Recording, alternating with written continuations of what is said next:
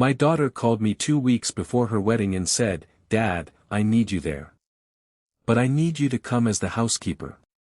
Not dressed as one. Not joking about one." She meant it.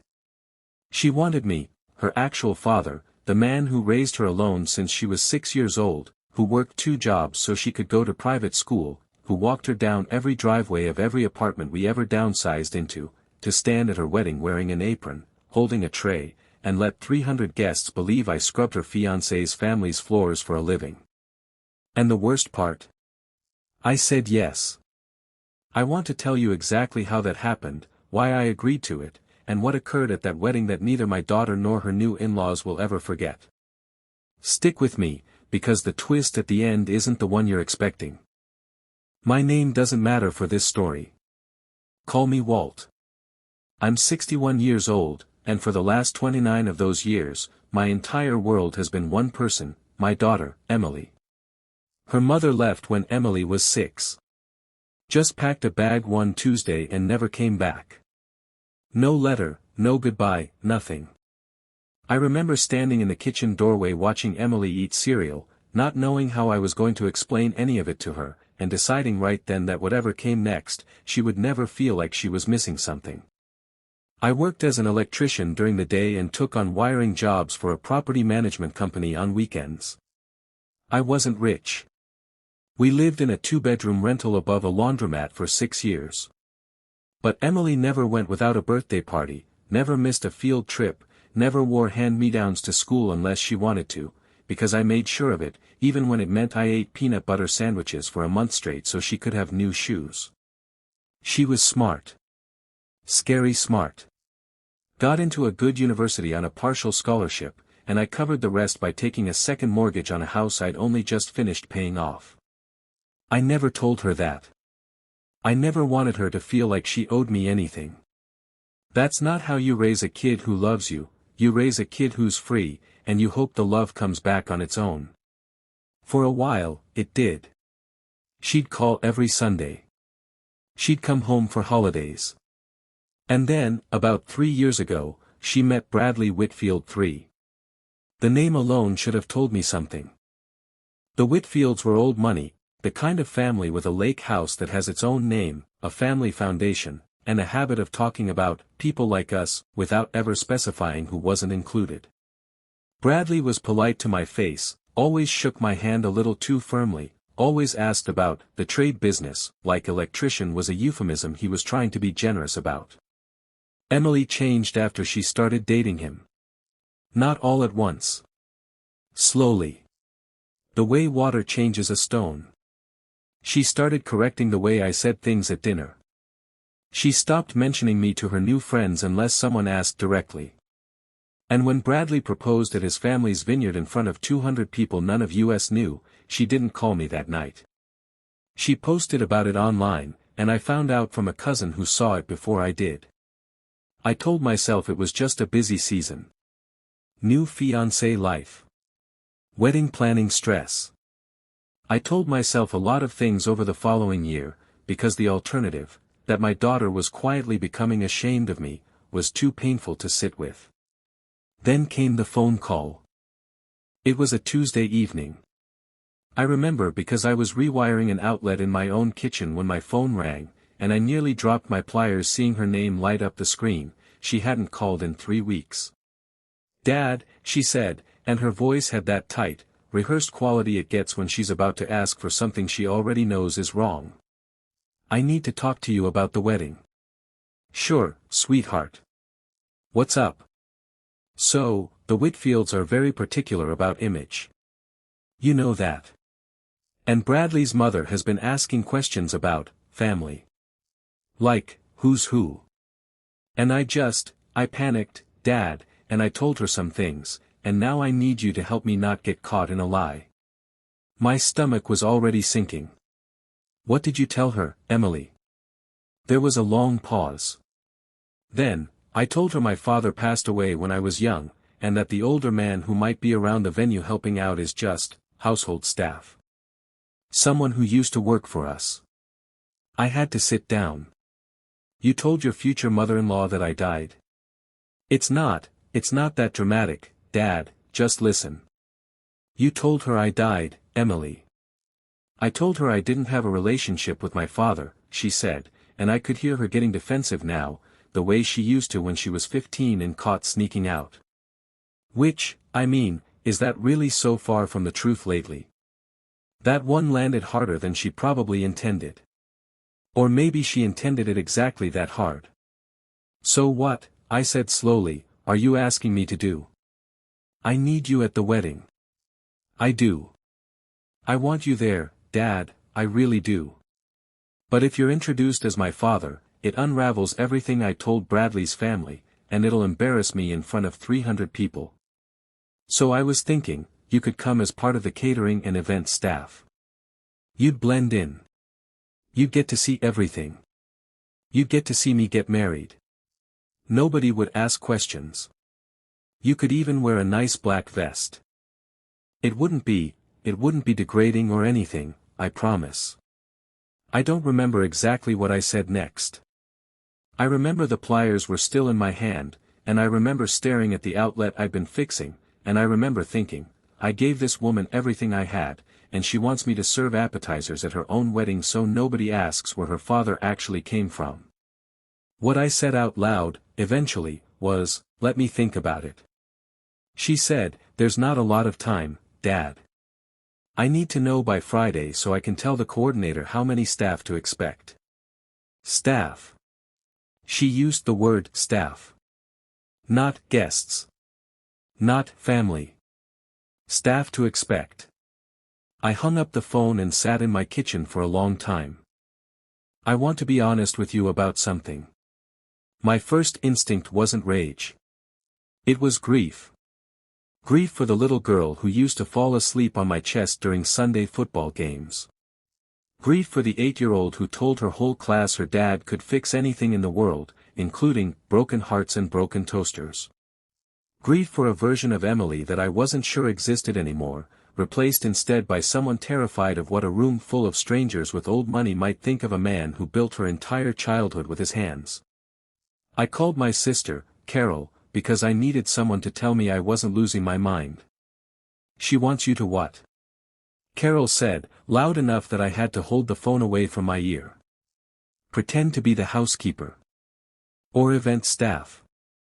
Whatever euphemism makes it easier to swallow. Walt, you cannot do that. That is insane. That's not a request, that's an insult wearing a name tag. I know. So tell her no. Here's the thing nobody tells you about being a parent, even once your kid is a grown adult with a fiancé and a mortgage of her own, you never stop being 26 years old in a hospital room, holding a 6-pound person who has nobody else in the entire world but you. Some part of you never stops being terrified that if you push back too hard, you'll lose them completely.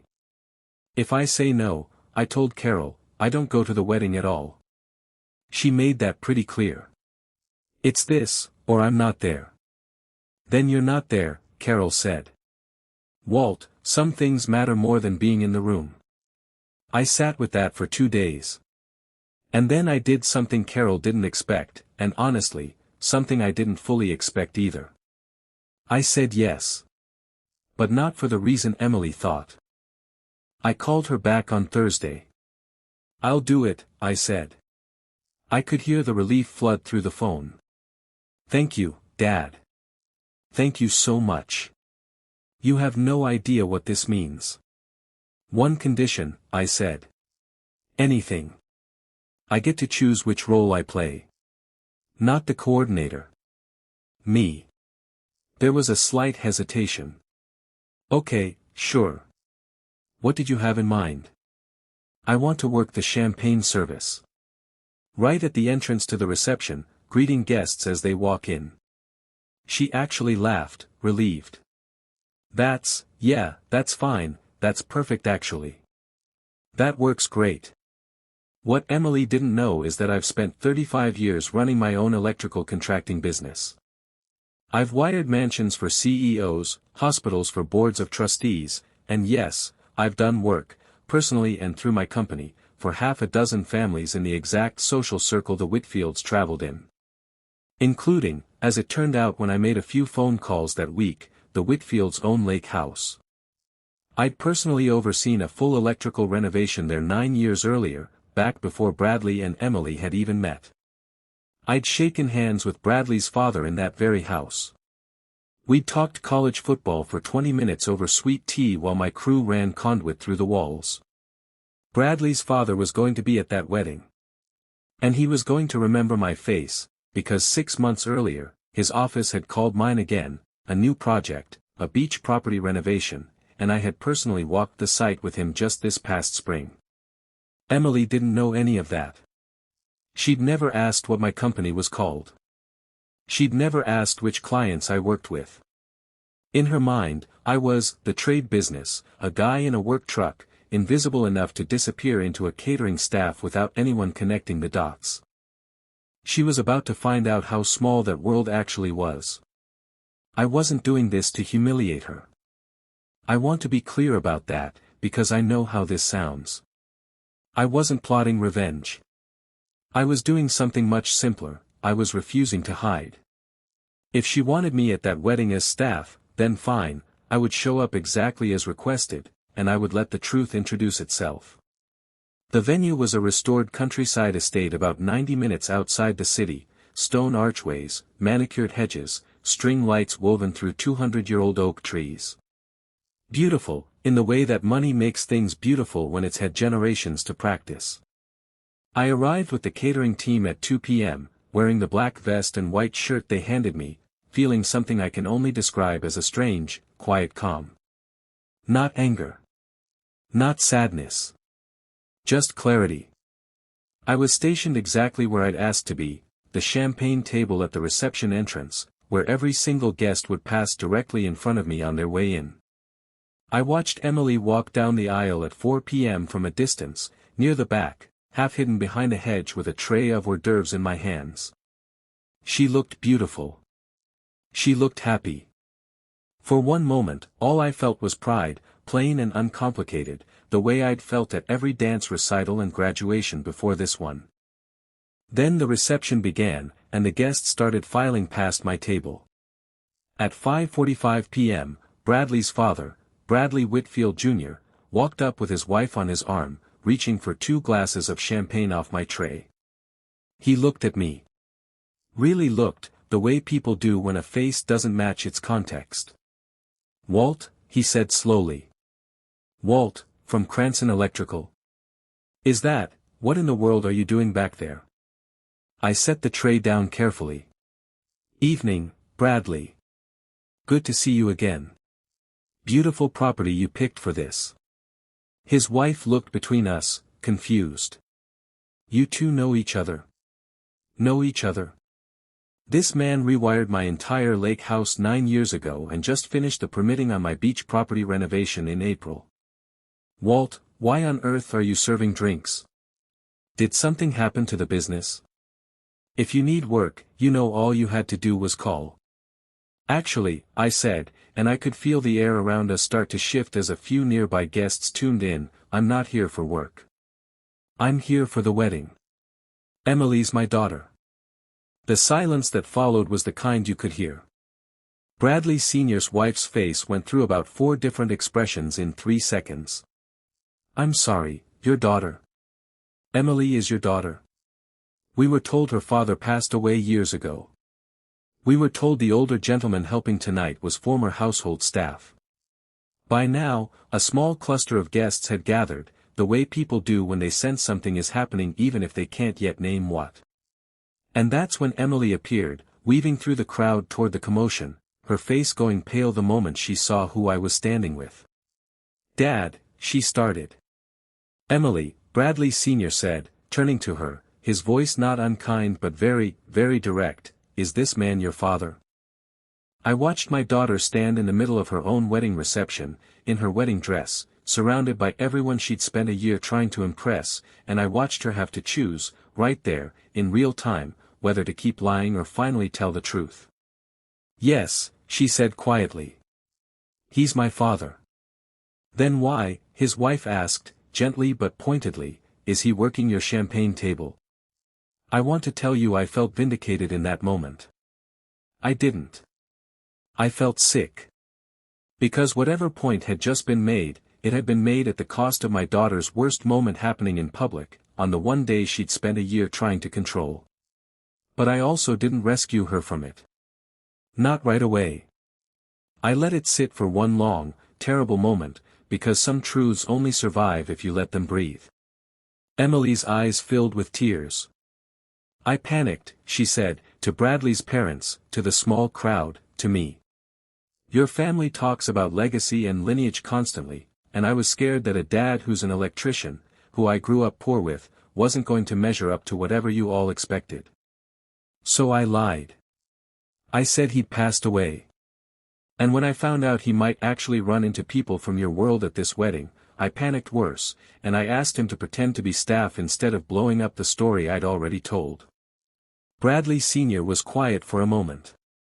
Then he said something I didn't expect. Emily, I've known Walt for almost a decade. He built half the wiring in my home with his own 2 hands, personally, not just as a name on an invoice. He's one of the most competent, honest men I've done business with. If you were embarrassed about your father because of what he does for a living, that says a lot more about what you think we value than what we actually do. Bradley, my new son-in-law, had pushed through the crowd by then too, and I watched his face go through shock, then something that looked a lot like shame, aimed squarely at his own bride. He said quietly, you told me your dad walked out when you were a kid. You told me you barely knew him. Emily didn't answer. She just stood there, crying, in a $5,000 dress, at the center of a lie that had finally caught up to her in front of everyone she'd built it for. I stepped forward, took off the black vest, and set it down on the champagne table.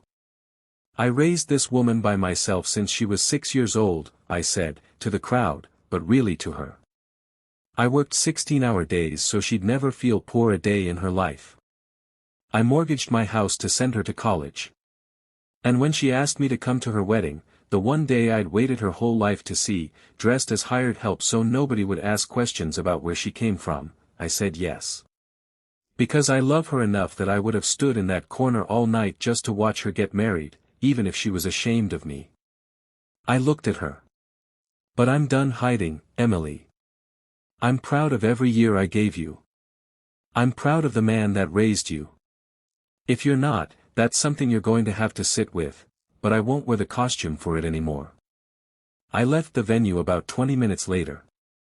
Not stormed out, just quietly asked one of the catering staff to call me a car, changed out of the vest in the parking lot and drove home in silence. Emily called me 4 days later. She cried for the first 10 minutes and couldn't get a full sentence out. Eventually she managed, I don't even know how to start apologizing for this. We're not fully repaired, not yet. Trust doesn't rebuild in a phone call, and I told her that honestly.